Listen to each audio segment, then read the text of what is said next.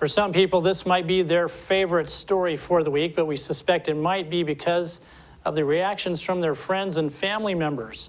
Here's Ryan Lancaster with a report on bees. Everything from this to this is made possible by bees. I believe Einstein once said that if the honeybee were to cease to exist, the entire world would go into starvation within 3 or 4 years. I mean, the vast majority of our food source requires either pollination directly or indirectly. That simple fact is the driver behind Kurt Plaisted's business, Grigg Apiaries. While some in the bee industry are all about the honey, about 70% of what Grigg Apiaries does is on the pollination side. We're basically professional pollinators, but we do produce a fair amount of honey as well, usually about 500 barrels a year. The Moses Lake Company has been around for generations, and Plaisted is slowly taking it over from majority partner Alan Grigg, along with Grigg's son Travis. As the company does well, we're just sort of buying out his shares and moving them over to us. When you've been working with bees for more than a decade like Plaisted, you're going to get stung a few times. But he'd be the first to tell anyone with a bee phobia not to worry. When you see hives, don't be afraid of them. Hives are far more interested in foraging and collecting pollen than they are with harassing people. I mean, they're out there doing a world of good. Plaisted says bees are a big part of what makes the Columbia Basin an agricultural wonder. Everything from seed crops to fruit is grown here, creating a big demand for what they do. There's almost nothing they can't grow in the Columbia Basin, and so we're pretty busy guys. Here's how the business works. Farmers call Plaisted and, depending on the crop, request X amount of bee colonies per acre.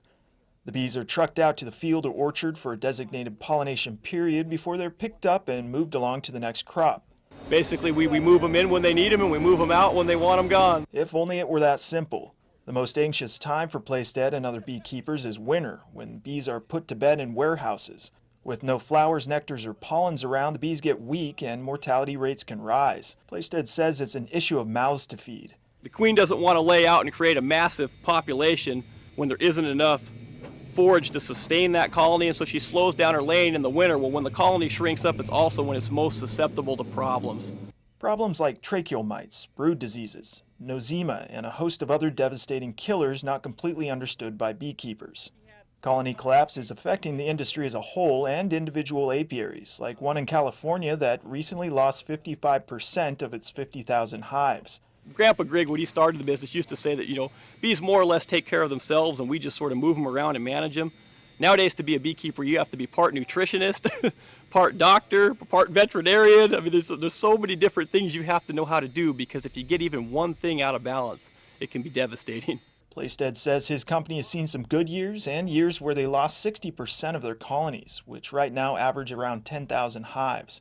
Another wintertime challenge is keeping bees strong so that farmers get premium pollination in the early spring. We have to create more or less an artificial honey flow by feeding them and putting pollen into them and basically creating almost summer-like conditions for those bees to get them up to their strongest point.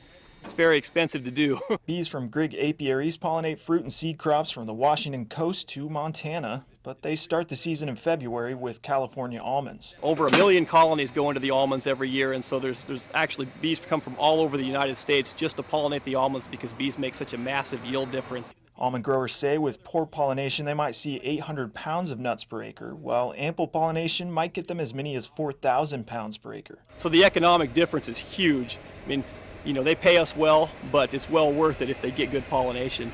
And pollination, Plaisted says, is where it all begins.